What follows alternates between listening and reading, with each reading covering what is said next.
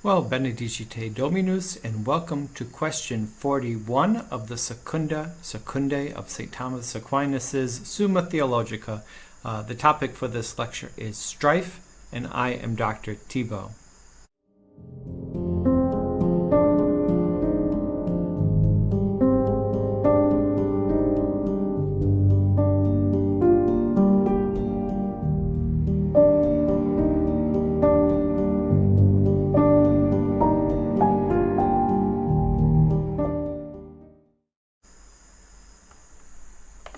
Okay, so when we're looking at strife, it is one in this green section. So this is vices which are contrary to peace. And peace is one of the parts of charity, right? So when we love God, we abide in God, right? We find enjoyment for God for God's own sake. And then this extends to our brothers and sisters, right? Love of God and love of neighbor, where we treat our neighbor as another self.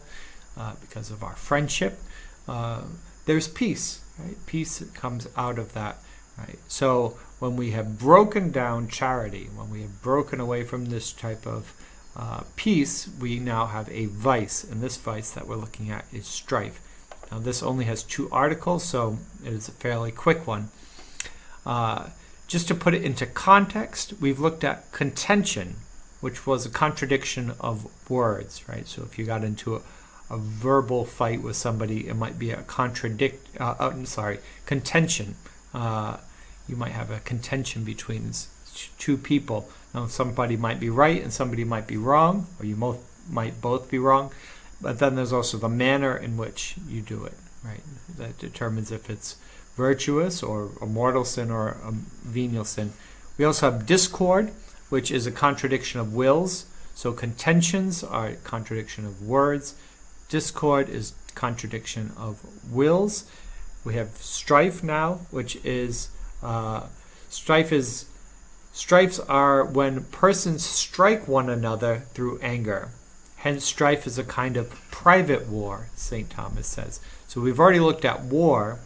War is a public fighting between one nation and another nation, right? So war is declared by sovereigns, and it's one group of people fighting against another group of people. Strifes are within the same group of people, right? So Americans fighting other Americans is a strife. Americans fighting Canadians would be a war, right? So you could say, well, it's a civil war. Well, maybe, but that's a strife. So especially when we're dealing with individuals, right? So if it's an individual, it's even more the idea of a strife. So if I am just mad at Chris Rock and I punch him, I know that would never happen, but if I were mad at Chris Rock and I punch him, this is like a war, but it's a private war between me and one other individual, right? That would be a strife. Now, if you are the actor, if you're the one who's causing the strife, if you're the one who is the hitter, the aggressor, now that is pretty much always a mortal sin because it's an inordinate action, right? It's not an action according to reason. It's through anger, right? It's a result of anger. So because you're not loving your neighbor as yourself unless you punch yourself a lot, maybe somebody does. But if you treat your neighbor as another self, you would never punch your neighbor, right? Just like you wouldn't punch yourself or you wouldn't punch God, right? So anytime you were to do that, it would be a breakdown of charity, which would be a mortal sin. Now, if you are the one who has been attacked, right? So you are the defender, let's say. Well, then it depends on how you respond, whether or not you are also in mortal sin. So if somebody attacks you and you defend yourself, well, then that's not a sin at all, right? That would be natural. If somebody were to attack you and you were to show restraint, right? You were to block them, or you were to try to get them out of the way so that they stop attacking you. That's perfectly fine, right? somebody attacks you with their hands and you attack back with your hands to defend yourself, and then once they have stopped, you stop, right? There's no sin in that. Now, if they attack you and what builds up in you now is hatred, right? Hatred is comes from envy, right? Well, now you might start, you hate them because they attacked you. Okay, but we can't hate our neighbor, right? We can hate the things they do, but we cannot hate them. So if they're attacking you and you hate the things they are doing to you, well, then that is normal, right? That is, God is not perverse. He doesn't want us to like being attacked, right? That God isn't perverse in that way. But if you hate the person, right, the nature of the person, now you might be going into sin, even though they're the attacker, right? So if you hate them a little bit, right, or your reaction is that you're a bit too aggressive, we use this idea in law, right? If somebody attacks with their hands, you can attack back with your hands. If they attack with their hands, maybe you could attack with a bat or a stick or maybe a knife if that's all you had, right? You can't take out a bazooka, right? Because they attacked you with their hand, right? If somebody attacks you with your hands and you're equal size and equal ability, you can't shoot them, right? Because that's not proportional, right?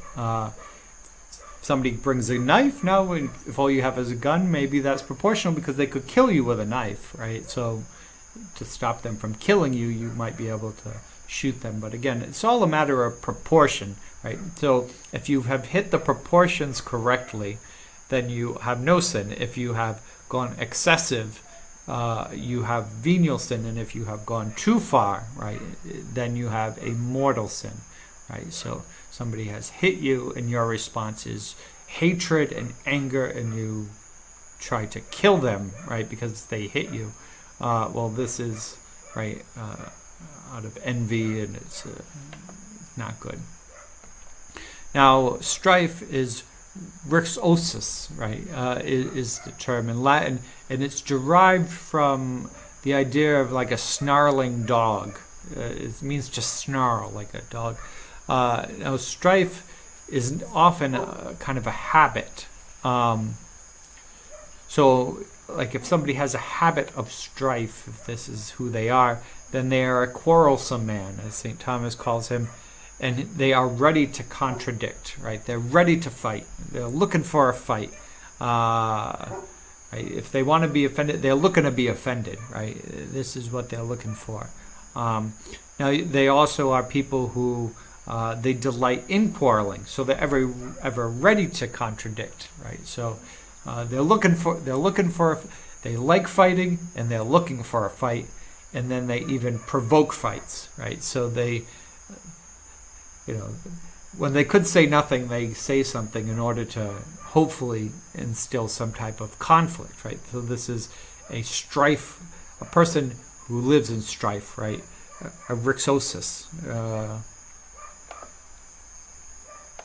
The second article is strife a daughter of anger? Now the debate is it a daughter of anger or a daughter of envy, right? So envy yields to hatred, right? So if you start with hatred, if you start with envy, then hatred comes out of envy. But St. Thomas is copying the words of Gregory the Great and saying anger gives rise to strife. So if you are very angry, you can punch, right? You can attack. And he points out that